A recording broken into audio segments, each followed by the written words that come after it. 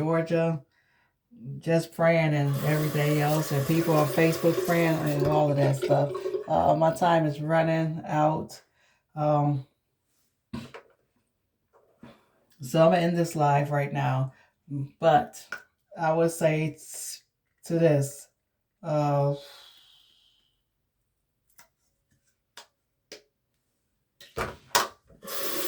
that we need to pray for everybody. The people that was on Jives platform, pray for Juanita Bynum and the bumblebees.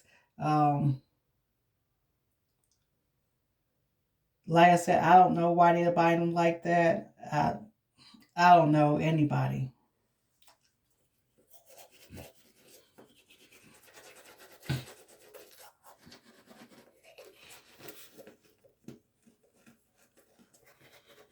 Let me go. Okay. Pray for Juanita Bynum. Pray for everybody.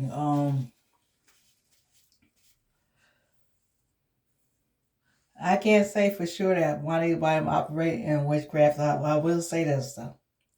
Now, the outfit that she had on last Monday, or that Tuesday with the stars and everything, I was gonna do a video about that because we know about the pentagram, the star when it's pointed up. It means good when you have the two horns look like the two horns. When it's pointed down or upside down, and you have the 2 points up, it's supposed to represent evil, the Baphomet, all of that stuff. I was going to talk about that. And I know that a lot of witches, they use that when they put that star in a circle, where that point, whether it's 1 point up or 2 points that's up, it doesn't matter.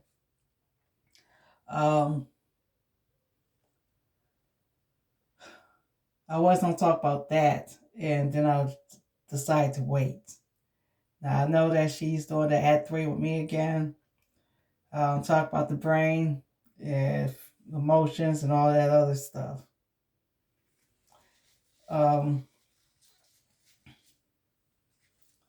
Like I said, I can't say for sure that she's a witch. If she's controlling everything, trying to control your will stuff, then yeah, that would make her a type of witch. I can say that. I dealt with controlling folks again. I have a mom who raised me, who is now dating a man who knows the way of the shaman, and they was trying to control me last year and all this stuff I was paying rent and stuff, but they was trying to go up and up with it till I was,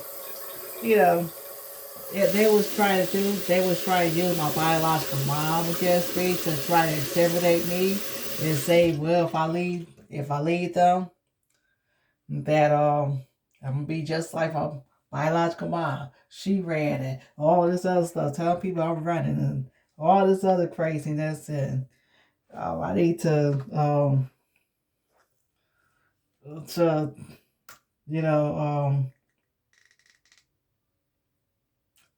let me see, humble myself, or I need to deny myself. Of course, that was taken out of context, and she's telling all of this to a guy who's nowhere near the church. This guy came out of nowhere, and I had put the old church that I was a part of on Facebook in a public area.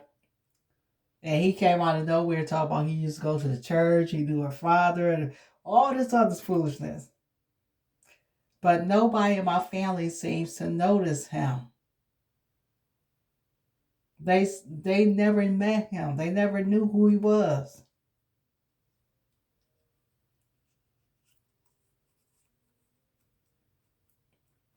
I mean, they sat out there and try to make my daughter's father be somebody else. It's like, they would sit there making up stuff about when I was 12 years old. And I'm like, no, that's never happened. And sometimes they even use people, control other people to come at you. And I know about that stuff too.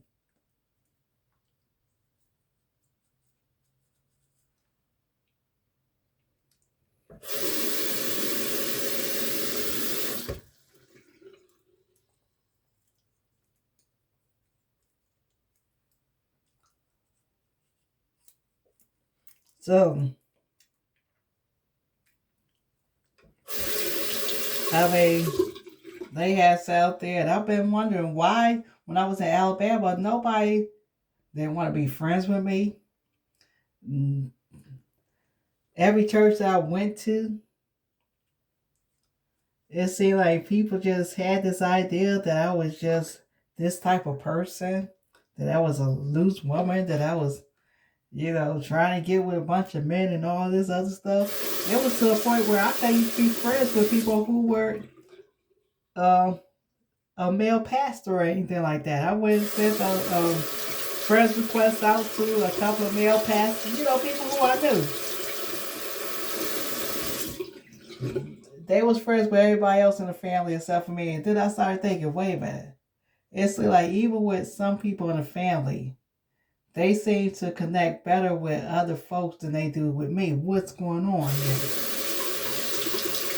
And see, it hit me last year that a lot of that stuff was coming from somebody else. And my brother hinted it to me when I was in Alabama.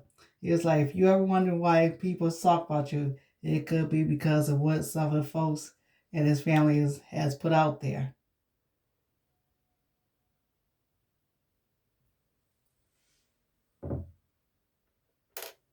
So it was like I could not get. I mean, I went to a church, Hart Ramsey Church. It was like when they tell people go and shake somebody's hand and tell them you're gonna be blessed, people would literally not shake my hand.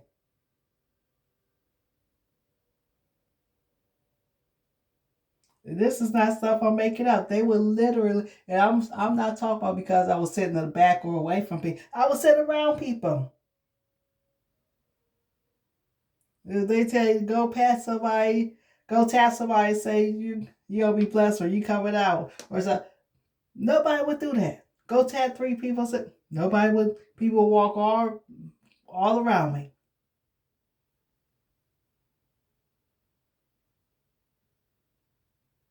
This is some true stuff. When I was in South Carolina at that Kojic church, it was like, and I noticed that when I went to a Kojic church and to visit, even in Albany, Georgia, it seemed like I was at home or something like that. I couldn't get it. I don't know why, because my family came up under a Kojic church too.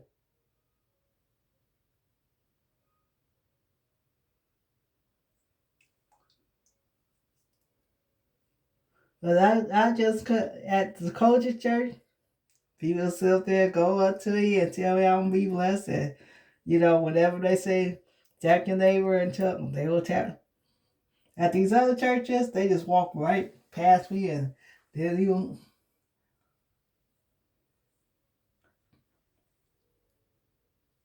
sit around me with a sign for the word and start tapping the pen and everything else.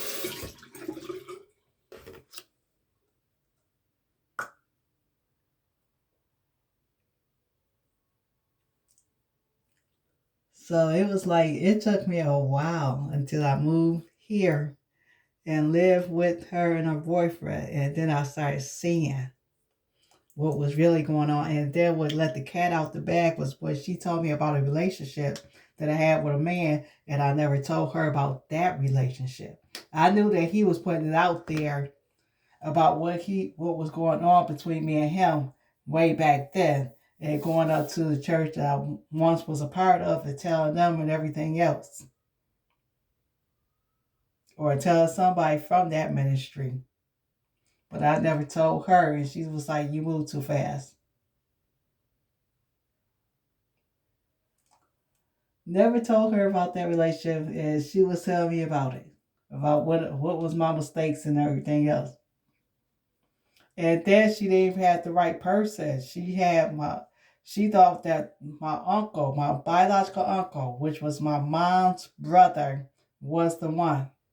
She knew about what was going on, and that was the thing. I thought about it then. A long time ago, she had told me that I had told this man everything about the family. And I'm like, I never told him about my family because I didn't want nobody to know that me and him was living together, that he was living with me. And so I never talked about him to the family because I'm going to this church playing the keyboard for different ministries and stuff. And the one thing I didn't need to know, didn't need them in my business. I was living in Lithonia, Georgia at the time.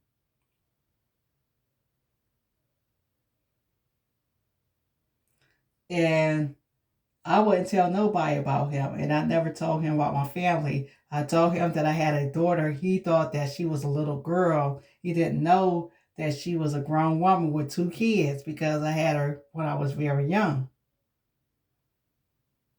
And that was all he knew about me.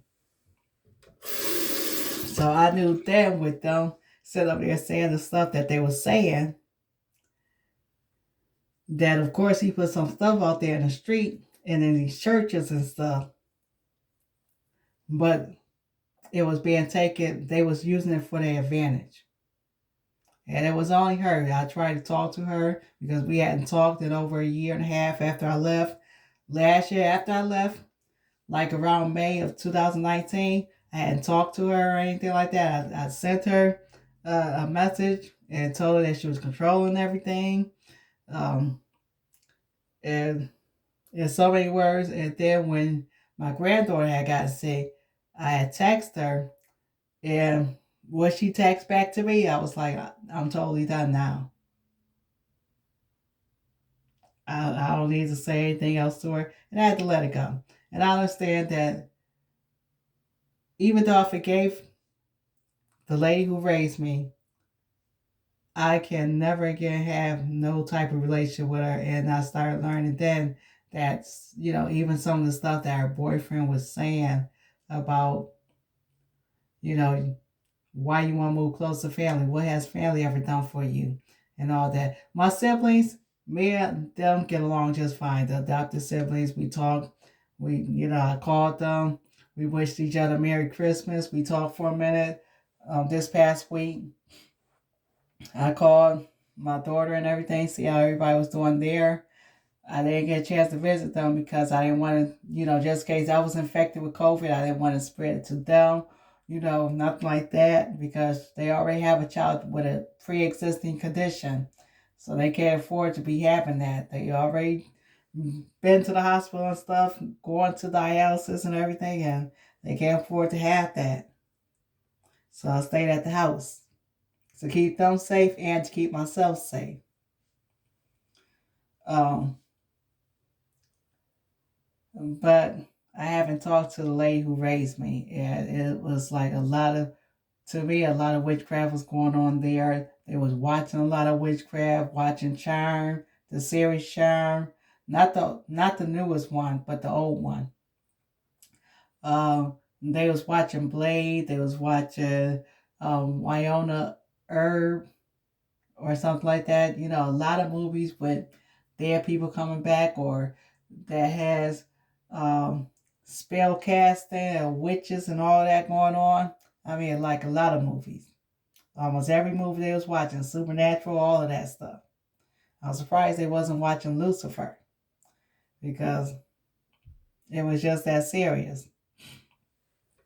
And so I understand that, you can have people like that. And then my lady who raised me wanted to be a pastor. It's like, I don't think God called you to be a pastor, but she got this man who know the way of sharp, man. He don't really know Bible scriptures or anything, but she puts up with him. They not married yet. They were supposed to get married back in Buffalo, and it never happened. He had came down here to North Carolina while she was up there in Buffalo, and they told her that he done got sick and stuff like that. So they canceled the wedding. That's been since 2016, 17, something like that. So they just been living together.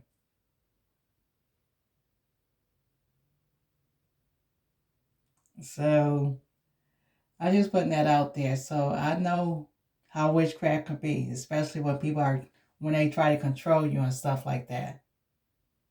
And then when they sat out there and said that it's okay to use a Ouija board, it's just how the way you use it, I knew I had to get out of there then. I knew I had to get out of there then. And that's the same thing. Now, if Mika's claimed that she saw something with Juanita Bynum, dark room, and the black candles, and I don't know what that was all about. This lady claimed that was on the platform this evening, claimed that Juanita Bynum stole her ideas and made books off of it, and praying for the third dimension and all. You know, I already know about the third eye and the when you're doing that yoga and stuff, and you opening up the third eye, you have a snake that comes from the base of your spine to, you know, first of all, that snake need to be casted out. But, I done seen people do dumb stuff, trying to burn away spirits and all that with, I'm not going to talk about that platform right now, but let's talk about this. Sitting up there when you do yoga and that snake is coming up the corner of your spine, um, going through the chakras and everything else. I guess they feel like when they open up that third eye, they can know all stuff and everything else. That's very demonic. And I'm reading a book right now where a girl called This Present Darkness, and it tells about that a girl taking a class psychiatry, and she's not teaching a regular psychiatry. She's teaching about the oneness and become one with the universe and all this other stuff. And she takes this girl to her apartment. Well, actually, a guy friend from the college takes the girl to her apartment, and they introduce this girl to this type of meditation, to where she's going on a higher plane or whatever, meeting ascended masters and all that stuff. And she meets this spirit guy, and she says friendly and all that. She don't know at the time that this is a demon. And the lady that's working with her father's sister was killed, in a way to where she was being tormented by this demon. She was taking those classes or whatever else, and became very afraid of a spirit guy named Thomas, and wind up dead. And at the end of the book, they put the knife in this girl's hand. She don't know at the time. She's trying to get out of this trance or whatever because she see that this is a demon now. And the demon's probably telling her to kill herself, something like that. But she wind up getting out of that trance, and because her father and the pastor of a small community church is up there at the college and everything else. And everything is being exposed, how they've been, taking the funds from the college and trying to lower the property value of the college so it could be easily bought and they could take over that town or whatever else. And it's show you about spiritual warfare, how the angels are there fighting against the demons, and they waited for such a time to where the prayer coverage was there for them to be able to defeat the demons in that town. Um, just a whole lot going on in that book. So I'm reading that again right now. Not tonight, but going through it and everything else. But I just wanted to give my commentary on tonight's platform on the King Jives show concerning this lady and Juanita Bynum. I think that is in the past. Put it behind you. Pray. Okay, no spirit astral project in your home if you are in the church, and in a church that is preaching the word of God, and where people are praying for one another, and you're around praying saints and everything else. They have no way of getting in there. Keep Dr. Juanita Bynum lifted up in prayer. I do follow her ministry. I don't agree with everything she does and says. I don't. And, I forgot about Will McCray. Will McCray did make mention that he do cover Juanita Bynum. So I don't know. I just don't know. From hearing TK's story on Hood Evangelist platform, when she said that, Juanita Bynum told her that, she do the God thing and then she go back to her life. I hope that, her life has become the God thing, preach, ministry, trying to empower people, living for the Lord, because holiness is a lifestyle. That's what Dr. White Iona Lott preached about, was holiness. That's what Jackie McCullough preached about, holiness. So anyway, you guys be blessed. Have a blessed night. Bye.